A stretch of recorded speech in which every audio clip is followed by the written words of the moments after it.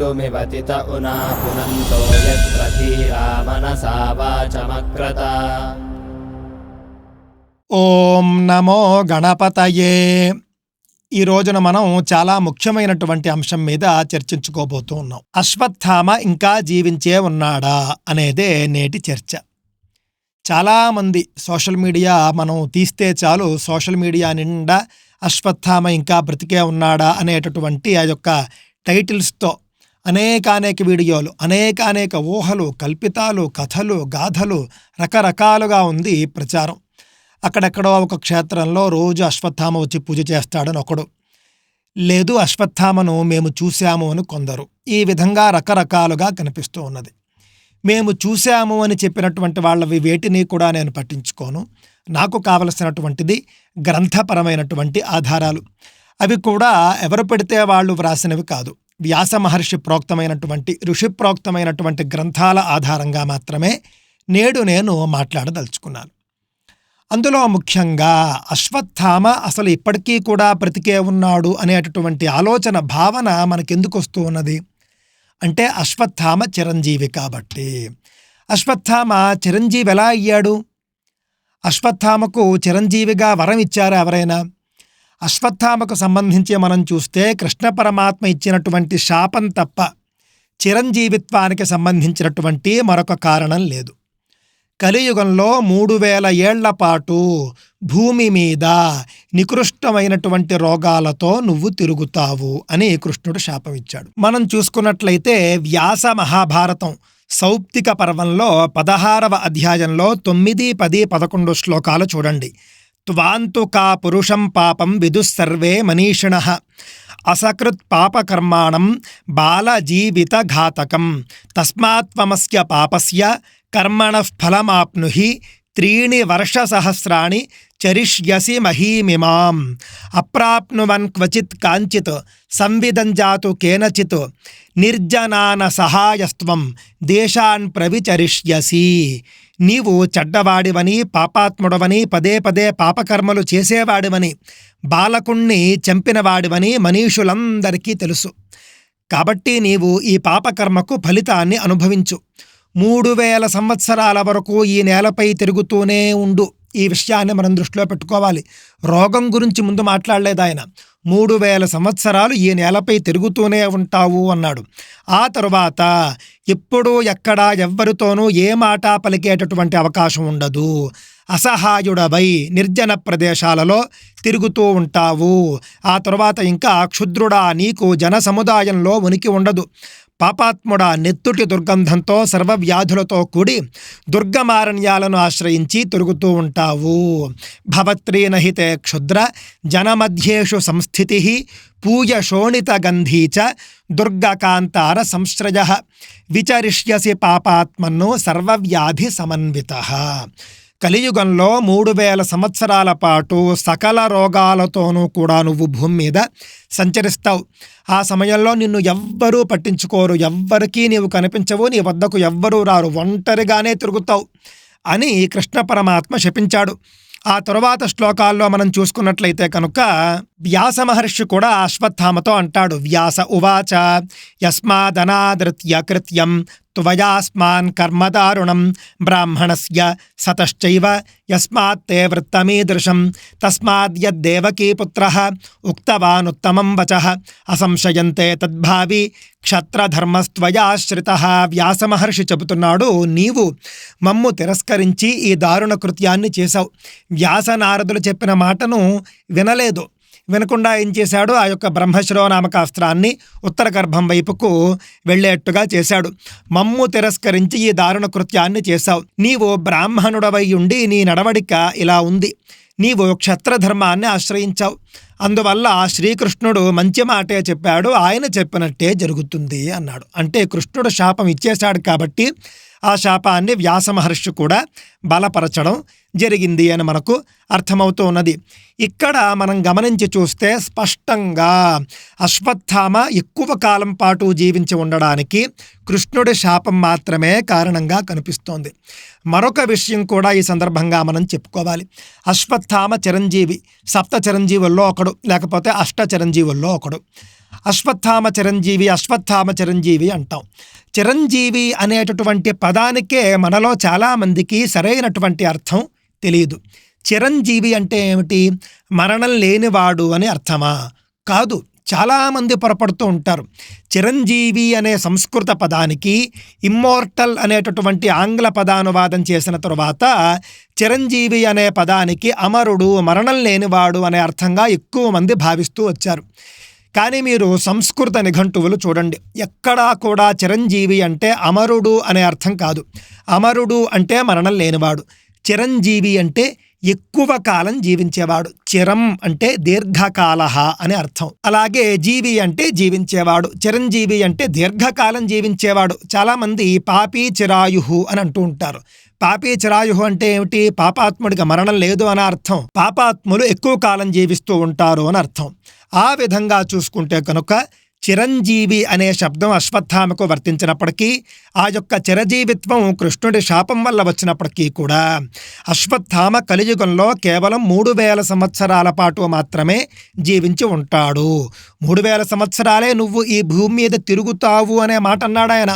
మొట్టమొదటగా కృష్ణ పరమాత్మ భూమి మీద 3000 సంవత్సరాల పాటు తిరుగుతావు అన్నాడు. ఆ తర్వాత రోగాలు, రుష్టులు అవన్నీ చెప్పడం జరిగింది. కాబట్టి ఏమిటి? 3000 సంవత్సరాల తర్వాత నీకు బాగైపోతుంది, నువ్వు ఇంకా భూమి ఉన్నంత వరకు నువ్వు జీవించేస్తావు, ఇవన్నీ చెప్పడానికి అశ్వత్థామ చేసిన ఘనకార్యాలు ఏమున్నాయండి? లేదు. మనం ఎప్పుడూ కూడా సహేతుకంగా ఆలోచించాలి. కలియుగం మొదలైపోయి ఇప్పటికే 5125 సంవత్సరాలు అయిపోయాయి. కాబట్టి అశ్వత్థామ మరణించి నేటికి 2125 సంవత్సరాలు అయి ఉండాలి అని నేను నమ్ముతూ ఉన్నాను. అశ్వత్థామ జన్మించినప్పుడు అశ్వత్థామ ఒక మణితో జన్మించాడు అని మనందరికీ తెలుసు. ఆ మణి జన్మించినప్పుడే ఉందా లేకపోతే మధ్యలో వచ్చిందా అనేది తెలియదు. ఎందుకంటే మహాభారతంలో జన్మించినప్పుడు మణి ఉంది అని లేదు. అదేవిధంగా శివపురాణంలో అశ్వత్థామ గురించి ఉంది అని చెబుతారు, అక్కడ కూడా మణితో జన్మించినట్లుగా లేదు. కానీ అశ్వత్థామకు మణి ఉంది అని మాత్రం మనకు అర్థమవుతూ ఉన్నది. ఆ మణి యొక్క ప్రత్యేకతలు ఏమిటి అని అశ్వత్థామే స్వయంగా చెబుతాడు. ఎప్పుడు చెబుతాడు? ఉత్తరాగర్భం పైన బ్రహ్మశిరో నామకాస్త్రాన్ని వేసినప్పుడు, ప్రయోగించినప్పుడు వ్యాస మహర్షి ఒక మాట అంటాడు. వ్యాస మహర్షి చెబుతూ ఉన్నాడు, మణించైవ ప్రయచ్ఛాద్య యస్తే శిరసి తిష్టతి ఏతదాదాయతే ప్రాణాన్ ప్రతిదాస్యంతి పాండవాః. మహాభారతం సౌప్తిక పర్వం 15వ అధ్యాయం 27వ శ్లోకం. ఇప్పుడు నీ తలపైనున్నటువంటి మణిని పాండవులకు ఇచ్చివేయి, అది తీసేసుకుని పాండవులు దానికి బదులుగా నీకు ప్రాణాలను ఇస్తారు, ప్రాణదానం చేస్తారు అని వ్యాస మహర్షి అన్నాడు. అశ్వత్థామకు మరణం లేకపోతే నీకు ప్రాణాలు వాళ్ళిస్తారు, ప్రాణభిక్ష పెడతారు అనే మాట వ్యాస మహర్షి ఎందుకంటాడండి? అశ్వత్థామ వద్ద మణి అనేటటువంటి ప్రత్యేకత తప్ప కృష్ణుడు శాపానికి ముందు ఏ విధమైనటువంటి అమరత్వము, చిరజీవిత్వము కూడా లేదు అని మనకు అర్థమవుతూ ఉన్నది. వ్యాస మహర్షి చెప్పిన విధంగానే అశ్వత్థామ మణిని తీసి పాండవులకు ఇచ్చేశాడు. ఇచ్చేస్తూ ఆ మణి గొప్పదనం ఏమిటో చెబుతూ ఉన్నాడు. ఈ మణిని ధరిస్తే ఆయుధాల వల్ల కానీ, వ్యాధుల వల్ల కానీ, ఆకలి వల్ల కానీ, దేవతల వల్ల కానీ, దానవుల వల్ల కానీ, నాగుల వల్ల కానీ ఏ రీతిగానూ భయం ఉండదు. రాక్షసగణాల వల్ల భయం లేదు, దొంగల భయం ఉండదు. అలాంటి గొప్ప శక్తి కలిగినటువంటి మణి ఇది. ఏ స్థితిలోనూ కూడా దీనిని నేను విడువను అన్నాడు. అంతేకాదు ఈ మణి వల్ల ఆకలి భయం ఉండదు, అలాగే నీరసం రాదు, ఎప్పుడూ కూడా శక్తి ఉంటుంది. ఇవన్నీ కూడా మణి యొక్క ప్రత్యేక లక్షణాలు అశ్వత్థామ చెప్పడం జరిగింది. దీన్ని బట్టి మనకేం అర్థమవుతూ ఉన్నది అంటే కనుక మణి ఉన్నంత కాలము కూడా అశ్వత్థామ శక్తిమంతుడు, మణి లేకపోతే శక్తిమంతుడు కాదు. మణి ఉన్నంత కాలము కూడా అశ్వత్థామ అవధ్యుడు, ఎవరి చేత కూడా సంహరించబడడానికి వీలు లేనివాడు. ఈ మాట కూడా అశ్వత్థామ అంతకు ముందే ఒకసారి దుర్యోధనుడితో అంటాడు. అహంత్వవధ్యో మమచాపి మాతులః ప్రసాధి రాజ్యం సహ పాండవైశ్చిరం ధనంజయశామ్యతి వారితో మయా జనార్దనో నైవ విరోధమిచ్చతి. నేను నా మేనమామ అయినటువంటి కృపాచార్యుడు అవధ్యులము, పాండవులతో కలిసి చిరకాలము నువ్వు రాజ్యాన్ని పరిపాలించు, నేను నివారిస్తే అర్జునుడు శాంతిస్తాడు, కృష్ణుడు కూడా శత్రుత్వాన్ని కోరుకోడు అని దుర్యోధనుడికి మంచి మాటలు ఉపదేశించేటటువంటి సందర్భంలో నేను కృపాచార్యుడు ఇద్దరూ కూడా అవధ్యులం అన్నాడు. కృపాచార్యుడికి చిరజీవిత్వం ఉన్నది. చిరజీవిత్వం అంటే అదే మళ్ళీ ఎక్కువ కాలం జీవించేటటువంటి వరం ఉన్నది. కావున కృపాచార్యుడు ఎక్కువ కాలం జీవిస్తాడు. నేను ఈ మణి ఉన్నది కాబట్టి అవధ్యుణ్ణి అనేటటువంటి అభిప్రాయంతోనే అశ్వత్థామ అన్నాడు. ఆ మణి ఉన్నంత కాలము యుద్ధంలో అశ్వత్థామను ఎవరూ చంపలేరు. మరి అదేమిటండి, అన్నీ తెలిసినవాడు ద్రోణాచార్యుడు అశ్వత్థామ హతః అంటే ఎందుకు మరి అస్త్ర సన్యాసం చేసేశాడు అని అంటే అక్కడ కూడా ఒక రహస్యం ఉన్నది. ద్రోణాచార్యుడు అశ్వత్థామ మరణిస్తే అస్త్ర సన్యాసం చేస్తానని కాదు ప్రతిజ్ఞ. అశ్వత్థామ మరణించాడు అనే వార్త వింటే అస్త్ర సన్యాసం చేస్తాను అని ప్రతిజ్ఞ. కావున అశ్వత్థామ మరణించడు అనే విషయం తెలిసినప్పటికీ కూడా యుద్ధంలో మరణించడు అని మణి ఉన్నంత వరకు ఆ మాట విన్నాడు కాబట్టి ద్రోణాచార్యుడు అస్త్ర సన్యాసం చేయడం జరిగింది. కావున అశ్వత్థామ మణి ఉన్నంత వరకు అవధ్యుడు అస్త్రశస్త్రాల చేత సంహరించబడనివాడు. కానీ కృష్ణుడి సహాయంతో ఒకవేళ పాండవులు ఆ మణిని లాక్కొంటే కనుక, అశ్వత్థామ శరీరం నుండి ఆ మణిని వేరు చేస్తే కనుక అశ్వత్థామను చంపడానికి వీలవుతుంది. కావున ఆ మణి ఇచ్చేసాయి, వాళ్ళు నిన్ను చంపకుండా విడిచిపెట్టేస్తారు అని వ్యాస మహర్షి చెప్పడం జరిగింది. అంటే అప్పటి వరకు అశ్వత్థామ ఎంత మాత్రము కూడా అమరుడు కాడు, ఖచ్చితంగా మరణం లేనివాడు కాదు అని మనకు అర్థమవుతూ ఉన్నది. కృష్ణుడి శాపంతోనే అశ్వత్థామ 3000 ఏళ్ళు భూమిపై తిరుగుతాడు అనేటటువంటి ఆ యొక్క చిరంజీవిత్వాన్ని సంపాదించాడు. ఇందాక చెప్పినట్లుగా చిరం అంటే దీర్ఘకాలం జీవించడము, దీర్ఘకాలం జీవించేవాడు. అష్ట చిరంజీవుల పేర్లు ఇందాక చెప్పుకున్నాము చూసారా మనం. అశ్వత్థామ, బలిర్వ్యాసః, హనుమాంశ్చ విభీషణః, కృపః పరశురామశ్చ, సప్తైతే చిరజీవినః. అక్కడే మార్కండేయం అథాష్టమం అనేటటువంటి వచనాలు కూడా ఉన్నాయి. మార్కండేయ మహర్షి కూడా చిరంజీవుల్లో ఒకరు కాబట్టి అష్ట చిరంజీవులు అని నేను అనడం జరిగింది. వీళ్ళెవ్వరూ కూడా మరణం లేనివారు కాదు, దృష్టిలో పెట్టుకోండి. అందరూ చిరంజీవులే, అంటే ఎక్కువ కాలం జీవించేవారు. ఆ యొక్క చిరంజీవిత్వం అనేది ఒక్కొక్కరికి ఒక్కొక్క విధంగా ఉంటుంది. కొంతమంది ఎక్కువ కాలం కోట్ల సంవత్సరాలు ఉంటారు, కొంతమంది అశ్వత్థామలాగా 1000 సంవత్సరాలు మాత్రమే ఉంటారు, కొంతమంది లక్షల సంవత్సరాలు ఉంటారు. మార్కండేయ మహర్షి ప్రార్థనా శ్లోకం ఒకటి ఉంటుంది, మార్కండేయ మహాభాగ సప్తకల్పాంత జీవన అని. అంటే 7 కల్పాల పాటు జీవించేటటువంటి మహర్షి మార్కండేయుడు. అంటే అర్థం ఏమిటండి, 7 కల్పాల తరువాత ఆయన కూడా శరీరాన్ని విడిచిపెట్టేస్తాడు. కల్పం అంటే 432 కోట్ల సంవత్సరాలు అనుకుంటాను. ఆ విధంగా మనం చూసుకుంటే దగ్గర 3000 కోట్ల సంవత్సరాల పాటు మార్కండేయుడు జీవించగలిగినటువంటి చిరంజీవి, అంతేకాని మరణం లేనటువంటి చిరంజీవి కాదు. ఆ విధంగా చిరంజీవులందరూ కూడా ఎక్కువ కాలం జీవించేవారే తప్ప మరణం లేనివారు కాదు. వాళ్ళ యొక్క ప్రయోజనం, వాళ్ళ యొక్క సేవ ఈ భూమి మీద ఎంతకాలం ఉంటే అంతకాలము కూడా వాళ్ళు దేహంతో ఉంటారు. ఆ తర్వాత చైతన్య శరీరంతో వాళ్ళు వెళ్ళవలసినటువంటి లోకాలకు వెళ్ళిపోతారు. పైగా మనం ఇంకొక రహస్యాన్ని కూడా మనం ఒక్కసారి ఆలోచించాలి. అదేమిటి అనంటే భగవద్గీతలో జాతస్య హి ధ్రువో మృత్యుః అనేటటువంటి వాక్యం ఉన్నది. పుట్టిన వాడికి మరణం తప్పదు. అశ్వత్థామ కావచ్చు, వ్యాస మహర్షి కావచ్చు, అలాగే విభీషణుడు కావచ్చు, వీళ్ళందరూ కూడా మానవ శరీరం ద్వారా పుట్టిన వారే కదండి. మానవ శరీరం ద్వారా పుట్టిన వారికి మరణం తప్పదు. అలా కాకుండా వీళ్ళంతా కూడా అమరులుగా ఉండిపోతే, ఈ విధంగా పుట్టిన వారంతా కూడా మరణించకుండా ఉండిపోతే భగవద్గీత వాక్యం వృథా అయిపోదా? పుట్టినవాడికి మరణం తప్పదు అన్నప్పుడు వీళ్ళందరూ పుట్టినవాళ్లే కదా, మరి మరణించవలసిందే కదా. కావున వీళ్ళెవ్వరూ కూడా అమరులు కాదు, వీళ్ళందరూ కూడా చిరంజీవులు మాత్రమే. చిరంజీవులు మాత్రమే అంటే వాళ్ళని నేను తక్కువ చేయటం లేదు, మీరు దృష్టిలో పెట్టుకోవాలి. ఎక్కువ కాలం జీవించేవారు ఒకరు 1000 సంవత్సరాల వాళ్ళైతే ఒకరు కోట్ల సంవత్సరాల వాళ్ళు, అంతే తేడా అనే విషయాన్ని దృష్టిలో పెట్టుకోవాలి. అశ్వత్థామ ఇప్పుడు జీవించలేడు అనే విషయాన్ని మనం గట్టిగా విశ్వసించాలి. ఇంతేకాదు, ఇవన్నీ బాగానే చెబుతూ ఉన్నారండి మీరు. మరి కల్కి పురాణంలో అశ్వత్థామ సంగతి ఏమిటి? అశ్వత్థామ కల్కి భగవానుడు జన్మించిన వెంటనే వచ్చాడు కదా. అంతేకాదు కల్కి సైన్యానికి కూడా అశ్వత్థామ శిక్షణ ఇచ్చాడు కదా అనంటే కనుక ఇక్కడ మీరందరూ కూడా గుండెను రాయి చేసుకుని వినాల్సినటువంటి మరొక సత్యం ఉన్నది. అదే కల్కి పురాణము ప్రామాణికమైనది కాదు, కల్కి పురాణము కల్పితమైనది. కల్కి పురాణం వ్యాస మహర్షి రచించలేదు అనే విషయాన్ని మనమంతా కూడా నమ్మి తీరాలి. ఎందుకు కల్కి పురాణం కల్పితము, వ్యాస మహర్షి రచించలేదు అని నేను అంటూ ఉన్నాను అనంటే కనుక కల్కి పురాణం ప్రకారం కల్కి భగవానుడు ఎవరితో ఎక్కువగా యుద్ధం చేసి వాళ్ళందరినీ సంహరిస్తాడండి? బౌద్ధులతో చేస్తాడు, జైనులతో చేస్తాడు. జనదేవుడు అని జైనుల ఆచార్యుడు అనుకుంటాను, ఆయనతో చేస్తాడు యుద్ధం. బౌద్ధులతో చేస్తాడు, బౌద్ధుల్ని సంహరిస్తాడు, జైనుల్ని సంహరిస్తాడు. ఇప్పుడు బౌద్ధులు ఎవరున్నారు సనాతన ధర్మానికి ప్రమాదకరంగా మారినటువంటి వాళ్ళు? జనదేవుడు ఎక్కడున్నాడు? వాళ్ళతో కలికి భగవానుడు యుద్ధం చేయడం ఏమిటి? ఇదంతా కూడా హాస్యాస్పదంగా లేదా అండి? ఇప్పటికే మరణించిన వాళ్లతో రాబోయే కలికి భగవానుడు యుద్ధం ఎలా చేస్తాడు అంటే, కల్కి పురాణం ఒకానొక సందర్భంలో హిందూ ధర్మ పరిరక్షణ కోసం రచించబడిందే. ఈ సత్యాన్ని మనం అంగీకరించాలి.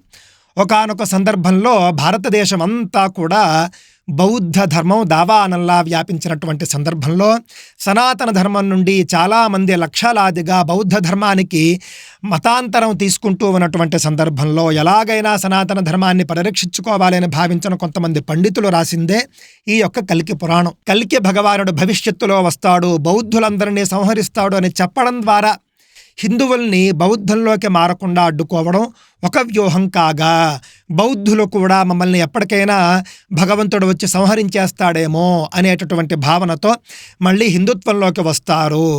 ఆ విధంగా హిందువుల్లో కూడా ఒక ఆశావాదాన్ని పుట్టించడం కోసమే కల్కి పురాణాన్ని మన పెద్దలు రచించారు. అప్పటికి అది సరైనదే కావచ్చు, ఏదైనా చేసే ధర్మాన్ని రక్షించుకోవాలి కాబట్టి మన పూర్వీకులైన పండితులు కూడా అలా చేసి ఉంటారు. కానీ ఇప్పుడు అవసరం లేదు. కల్కి పురాణం ప్రామాణికమైనది కాదు, సత్యమైనది కాదు అనే అంశాన్ని మనం దృష్టిలో పెట్టుకోవాలి. మధ్యలో మాయాదేవి అనే ఒక ఆవిడ కూడా కల్కి భగవానుడితో యుద్ధం చేస్తుంది. ఇదంతా కూడా మనకు కట్టు కథ, కల్పిత కథ అని మనకు అర్థమైపోతుంది. కల్కి భగవానుడి గురించి అనేక పురాణాల్లో ఉంది. అందులో శ్రీమద్ భాగవతం కూడా ఒకటి. 12వ స్కంధంలో అనుకుంటాను కల్కి భగవానుడు అవతరిస్తాడు. శంభల గ్రామంలో అవతరిస్తాడు. సుమతి విష్ణుయశుడు అనేటటువంటి దంపతులకు అవతరిస్తాడు. క్రూరులైనటువంటి, పాపాత్ములైనటువంటి, దొంగలైనటువంటి పాలకులందరినీ కూడా సంహరించి ధర్మస్థాపన చేస్తాడు. ఇంతవరకు బాగానే ఉంది. కల్కి అవతారం గురించి కాదు నేను మాట్లాడుతూ ఉన్నది, కల్కి పురాణం గురించి మాట్లాడుతున్నాను. కల్కి పురాణం కల్పితం అని చెబుతున్నాను, కల్కి అవతారం గురించి కాదు. కల్కి అవతారం భవిష్యత్తులో వస్తుంది, తప్పక వస్తుంది. కలియుగాంతంలో, కృతయుగాదిలో వస్తుంది. ధర్మస్థాపన చేసేది ఆయనే. కానీ కల్కి పురాణం మాత్రం ఈ కారణాలతో రచించారు అనేది మీరు దృష్టిలో పెట్టుకోవాలి. అంతేకాదు మరొక్క విషయం మీకు నేను చెబుతాను. మహర్షులు రచించినటువంటి గ్రంథాలు ఎలా ఉంటాయనంటే కనుక రామాయణం, భారతం, భాగవతం, అష్టాదశ పురాణాలు. ఇందులో మీరు ఏ గ్రంథాన్నైనా చదవండి. మీరు రామాయణం తీసుకోండి, భారతం తీసుకోండి, భాగవతం తీసుకోండి. మీరు చదువుతూ ఉంటే మీకు ఒక రకమైనటువంటి భావోద్వేగాలకు లోనవుతూ ఉంటారు. ఈ విషాద ఘట్టాలు వచ్చినప్పుడు బాధపడుతూ ఉంటారు, కన్నీరు కారుస్తూ ఉంటారు. అదేవిధంగా ఎంతో సంతోషకరమైనటువంటి ఘట్టాలు వచ్చినప్పుడు ఆనంద బాష్పాలు రాలుస్తూ ఉంటారు, రోమాలు నిక్కబొడుచుకుంటూ ఉంటాయి. ఈ విధమైనటువంటి ఏ భావోద్వేగాలు కూడా కల్కి పురాణం చదివినప్పుడు మనకు రావు. కావలిస్తే మీరు చదివి చూడండి. కావున ఇక అసలు విషయానికి వచ్చేస్తే కల్కి పురాణంలో అశ్వత్థామ గురించి మాట్లాడడం కూడా ఒక రకమైనటువంటి కల్పితమే తప్ప వేరు కాదు. శివ మహాపురాణంలో కూడా అశ్వత్థామ శివుడి అంశ అనేటటువంటిది మనకు కనిపిస్తుంది. అది శతరుద్ర సంహిత, శతరూప సంహిత అనేటటువంటి దాంట్లో ఉంటుంది. 36వ అధ్యాయం అనుకుంటాను, శివుడి యొక్క అశ్వత్థామావతారము అని. ఇది ఎంతవరకు ప్రామాణికము అని నేను పరిశోధించగా అనేక శివపురాణాల్లో ఈ ఘట్టం లేదు, కొన్నింటిలో మాత్రం ఉన్నది. గీతాప్రస్వారి శివపురాణంలో లేదు, ఇతర కొన్ని పుస్తకాల్లో ఉంది. శివపురాణం కూడా అష్టాదశ పురాణాల్లో ఒకటి కాదు. లింగ పురాణం మాత్రమే అష్టాదశ పురాణాల్లో ఉంటుంది. మనందరికీ తెలుసు, మద్వయం భద్వయం చైవ భ్రత్రయం వ చతుష్టయం అనాపలింగ కూస్కాని పురాణాన్ని పృథక్ పృథకు అని. అందులో శివపురాణం ఎక్కడుందండి? లేదు, ఉపపురాణాల్లో ఉంది అని అంటారు. సరే, ఉపపురాణాల గురించి మళ్ళీ మనం మాట్లాడుకుందాం. కానీ 18 ముఖ్య పురాణాలు ఏవైతే ఉన్నాయో వ్యాస మహర్షి రచించినవి, దాంట్లో శివపురాణం లేదు. లింగ పురాణంలో అశ్వత్థామావతారం గురించి లేదు. కావున ఆ శివుడి అంశ అశ్వత్థామ అని మనం అనుకోవాల్సినటువంటి అవసరం లేదు. శివుడి అంశ అశ్వత్థామ అయితే కనుక అన్ని అధర్మాలు ఎందుకు చేస్తాడు? పాండవులు ఎందుకు చంపాలనుకుంటారు? కృష్ణుడు ఎందుకు శపిస్తాడు? వ్యాసుడు ఎందుకు దూషిస్తాడు? కన్న తండ్రి అయినటువంటి ద్రోణాచార్యుడు కూడా అశ్వత్థామను ఎందుకు నిందిస్తాడు? ఇవన్నీ కూడా మనం ఆలోచించాలి, సహేతుకంగా ఆలోచించాలి. చాలామంది మరొకడుగు ముందుకు వేసి అశ్వత్థామ భవిష్యత్ వ్యాసుడు అంటారు. భవిష్యత్ వ్యాసుడు అశ్వత్థామ అనే మాట నాకు ఎక్కడా కనిపించలేదు, ఏ పురాణంలోనూ కనిపించలేదు. ఏదైనా సంస్కృత శ్లోకం మీకు కనిపిస్తే కనుక నాకు పంపించండి, అది ఎక్కడిదో తెలపండి, తప్పక పరిశీలన చేద్దాం. సహేతుకంగా ఆలోచించండి, ప్రామాణికంగా ఆలోచించండి. నేను మాట్లాడిన దాంట్లో కూడా మీకు ఏమైనా సరిగ్గా అనిపించకపోతే తప్పక కామెంట్ చేయండి. విషయాలన్నీ కూడా సరిగ్గా ఉన్నాయి అనిపిస్తే 10 మందికి ఈ వీడియో షేర్ చేయండి. స్వస్తి.